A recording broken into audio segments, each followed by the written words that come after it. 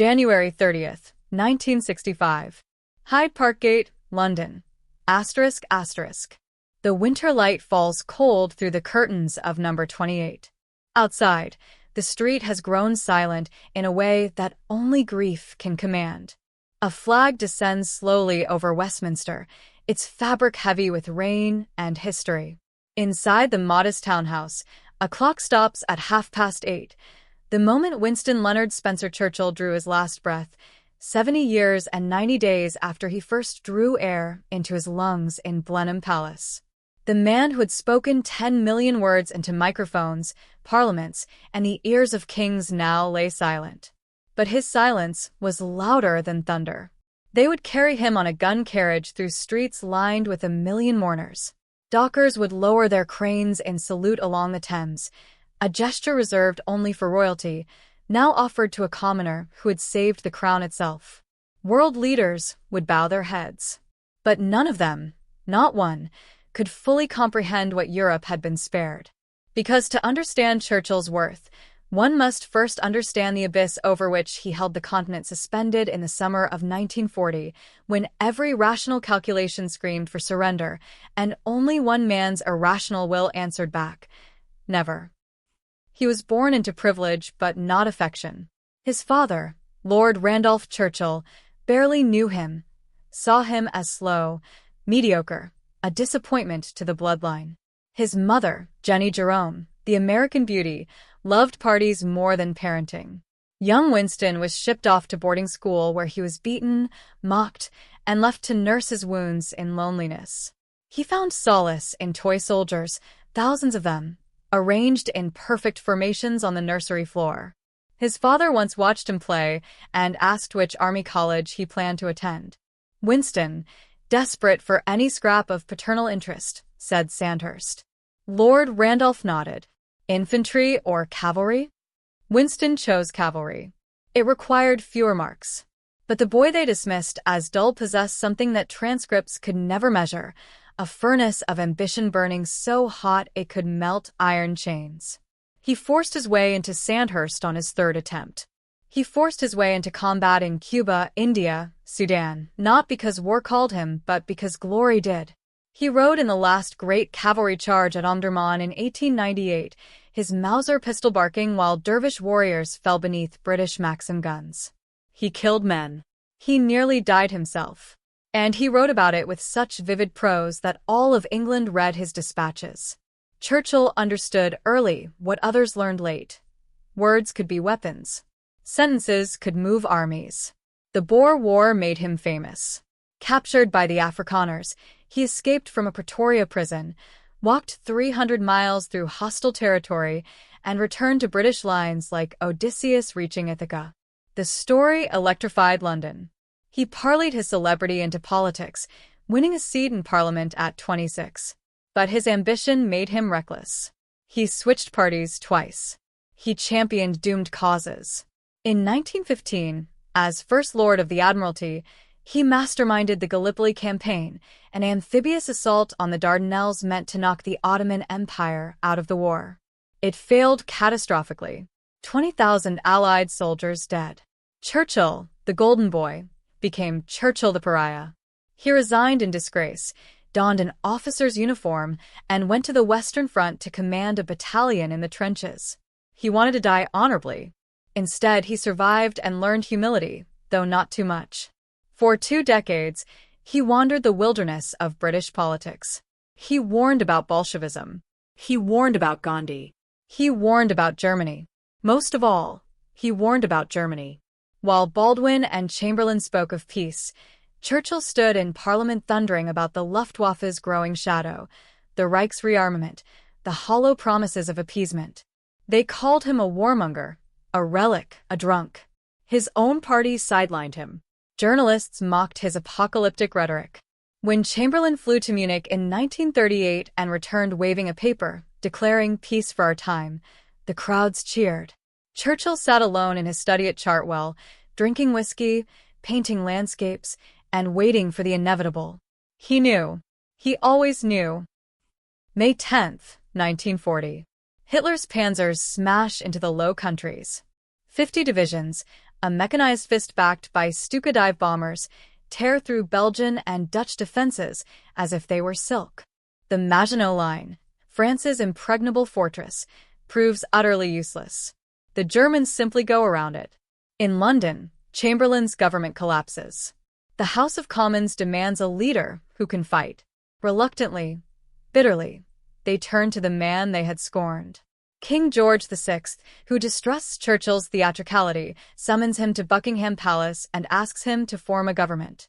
Churchill bows and later writes in his diary, "I felt as if I were walking with destiny, and that all my past life had been but a preparation for this hour and this trial." He was 65 years old. His nation stood alone. 3 days later, Churchill addresses Parliament for the first time as Prime Minister. No grand podium. No trumpets. Just a portly man in a black coat, his voice rumbling like stones in a barrel. "I have nothing to offer but blood, toil, tears, and sweat." The words do not soar. They plunge, like a blade into the heart. You ask, what is our aim? I can answer in one word. Victory. Victory at all costs. Victory in spite of all terror. Victory however long and hard the road may be. Some members cheer. Others sit silent, calculating how soon Britain will have to sue for peace.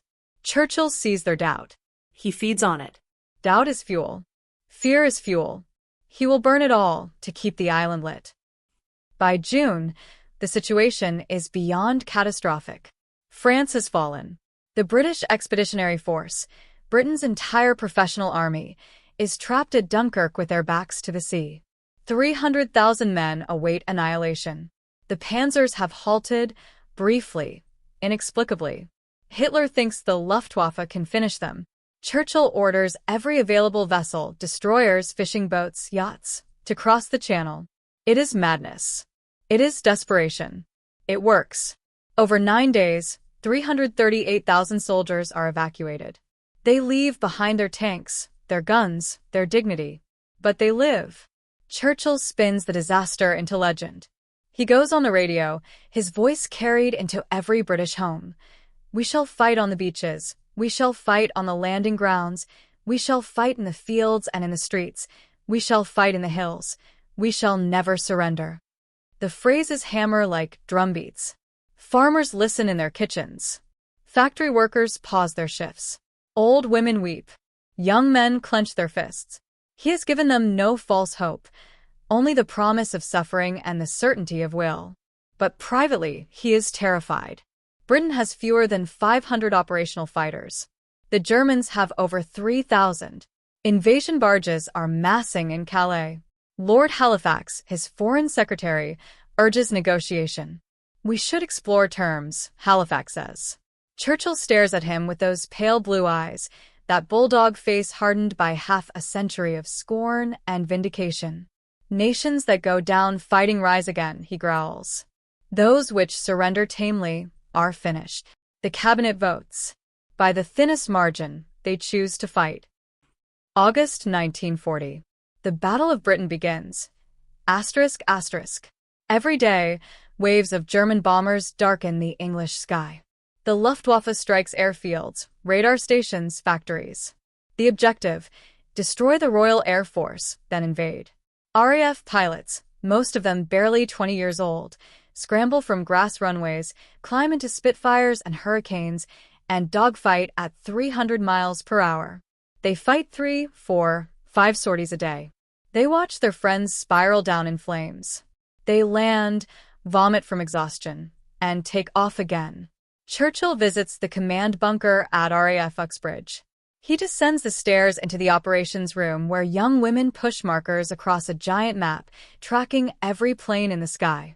The Air Vice Marshal whispers to him, "All our squadrons are engaged.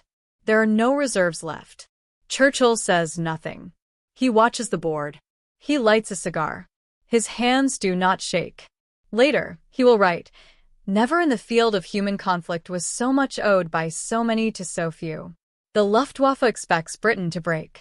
Every authoritarian regime believes democracies are soft, that free people value comfort over courage. But the British do not break. When the Germans shift tactics and begin bombing London, 57 consecutive nights of fire and terror, the people absorb it. They sleep in the underground. They dig bodies from rubble at dawn and go to work. Churchill walks among the ruins in his black coat and Homburg hat, flashing his V for Victory sign, chomping his cigar. Once, a bomb explodes 100 yards away. His bodyguard tries to shield him. Churchill waves him off. "It's no use worrying," he says. "When your number's up, it's up." The German pilots see the fires. They see the devastation.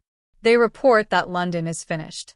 But when they return the next day, the docks are still operating. The factories are still producing. The parliament still meets.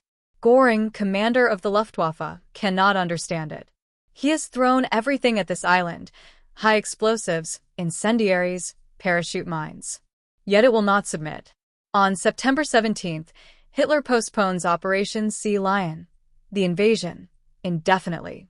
He turns his gaze east toward Russia. Britain has survived. Churchill's voice on the BBC becomes the rhythm of resistance. His speeches do not promise easy victory. They promise pain and perseverance. He does not hide the losses. He catalogues them, then he transforms them into meaning.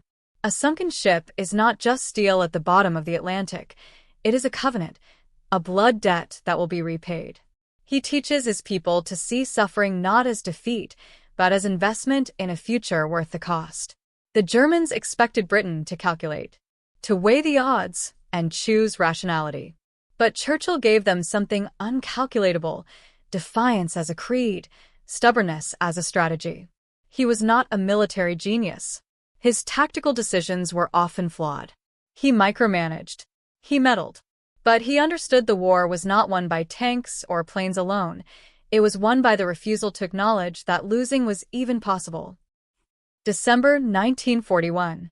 Everything changes. The Japanese attack Pearl Harbor.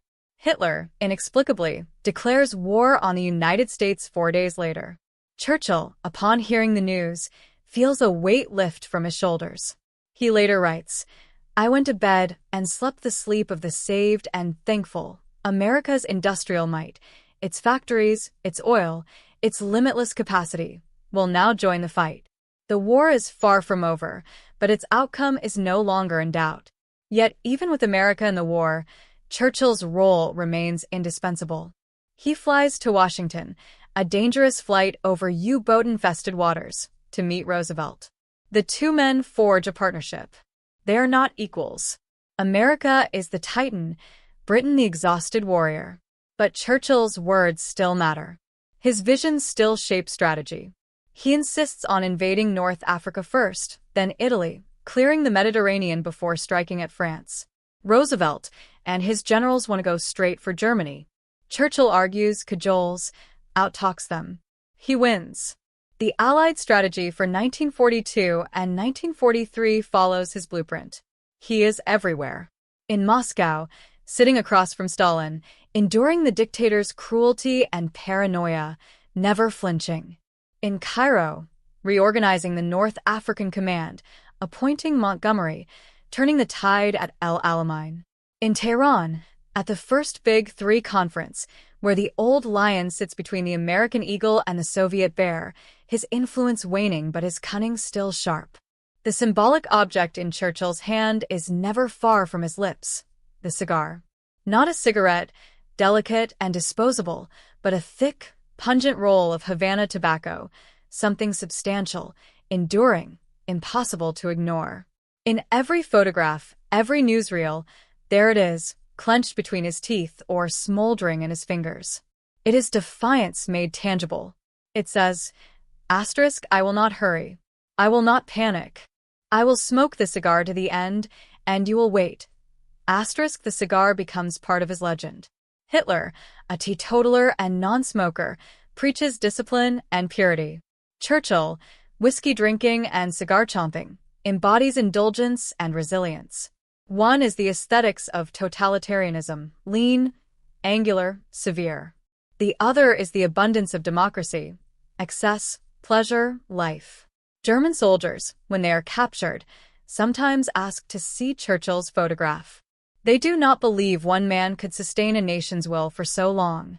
They have been taught that democracies are weak, that leaders chosen by mobs cannot possess true strength. Then they see the photographs, the scowling face, the raised fingers, the cigar jutting out like a cannon. They see the ruins of London still standing, and they begin to doubt what they were told. June 6, 1944. D-Day. Churchill wanted to sail with the invasion fleet. He argued that as Prime Minister and Minister of Defense, he had every right to witness the assault. His staff had to beg him not to go. Finally, King George VI intervened, saying that if Churchill went, he would go too, and the risk of losing both men was unacceptable. Churchill relented, sulking like a child denied a toy. But he was there in spirit. Every plan, every argument about timing and location bore his fingerprints. He had pushed for this moment since 1942, knowing that only by landing in France could the Allies destroy Hitler's regime. When the reports come in, the paratroopers have jumped, the landing craft have hit the beaches, the men are fighting their way inland. Churchill paces his war room, chomping his cigar, muttering prayers he does not quite believe. By nightfall, the beachhead holds. The liberation of Europe has begun. Yet Churchill's triumph is shadowed by a creeping realization: Britain is no longer the dominant partner.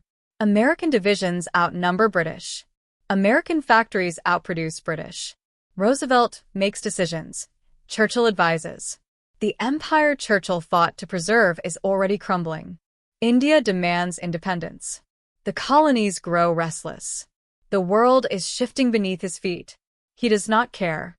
Or rather, he cares, but he knows his role now is smaller and grander simultaneously. He is no longer the man who shapes the future. He is the man who ensured there would be a future to shape. May 8, 1945. Victory in Europe. Churchill stands on the balcony of the Ministry of Health in Whitehall. Below, a sea of faces stretches from the building to Trafalgar Square.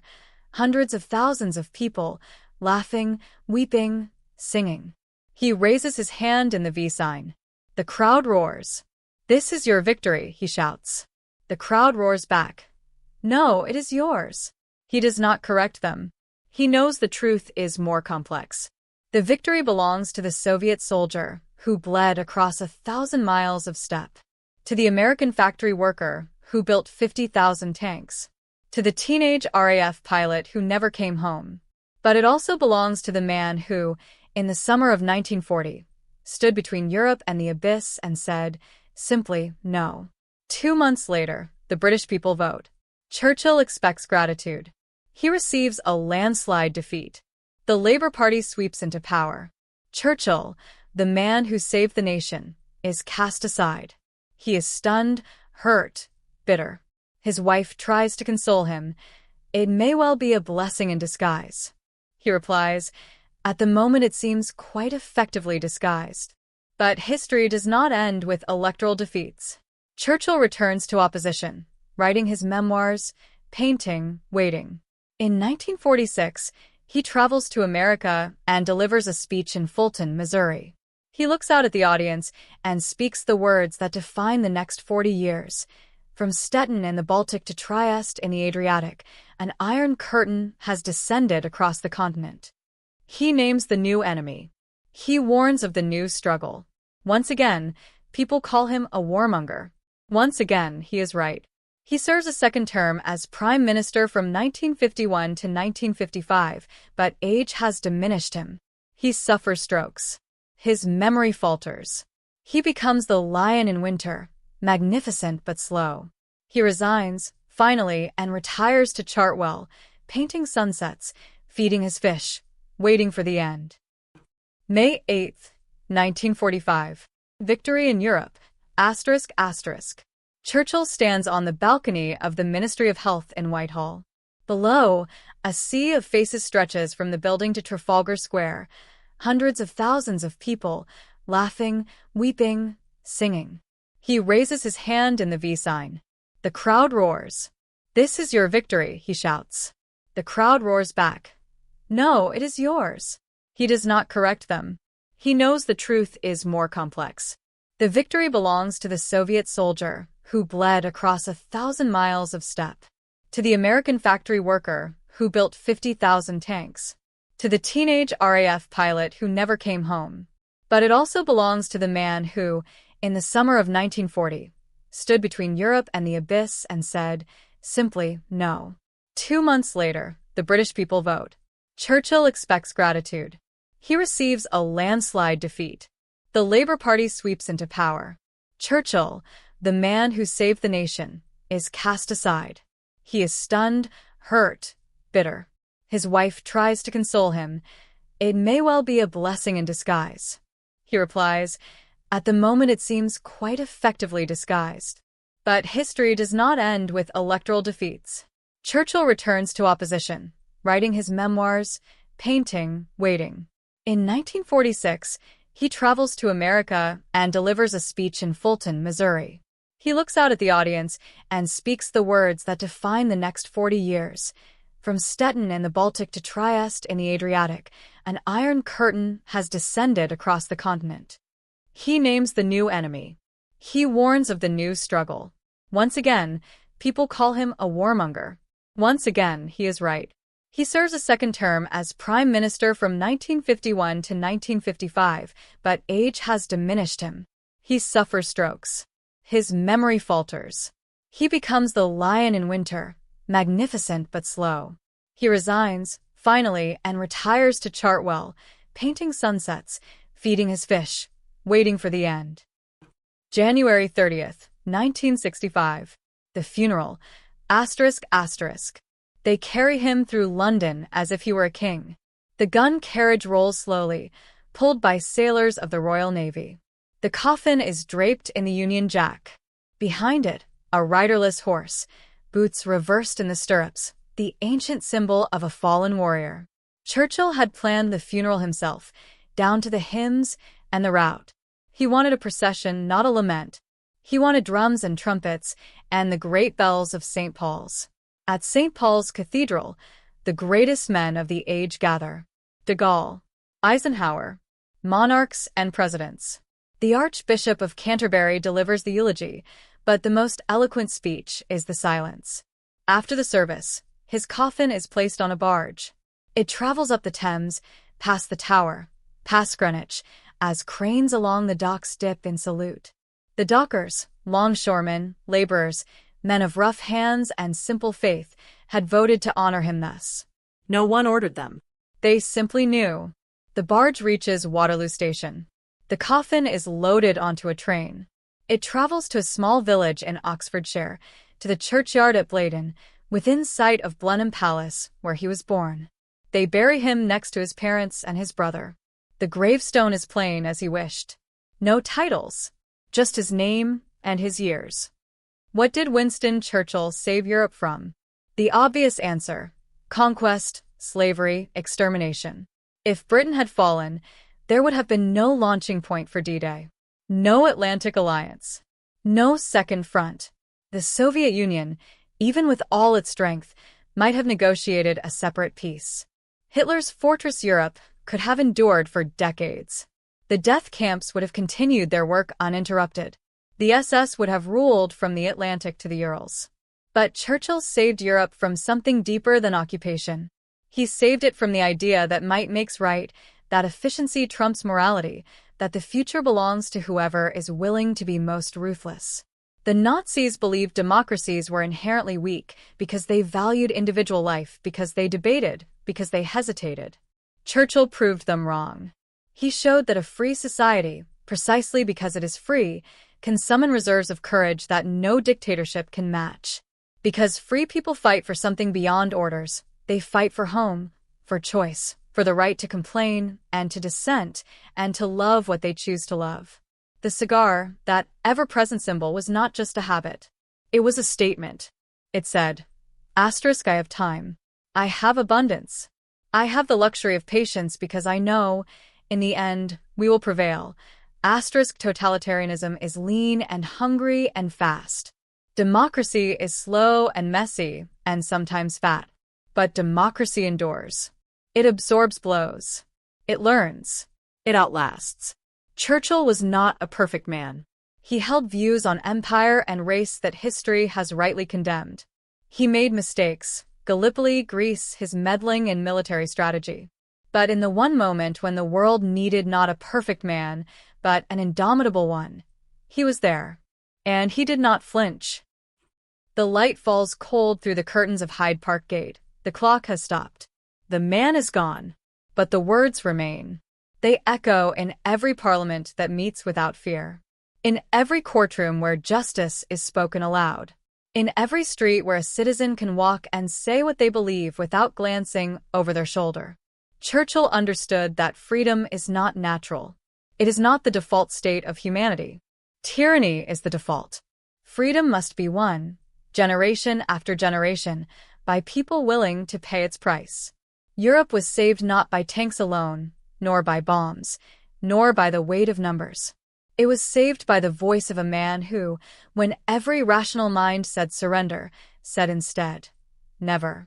And in that single word, spoken with the weight of history and the fury of defiance, an entire continent found the strength to stand. The cigar burns down to ash. The ash is swept away. But the flame it lit still burns.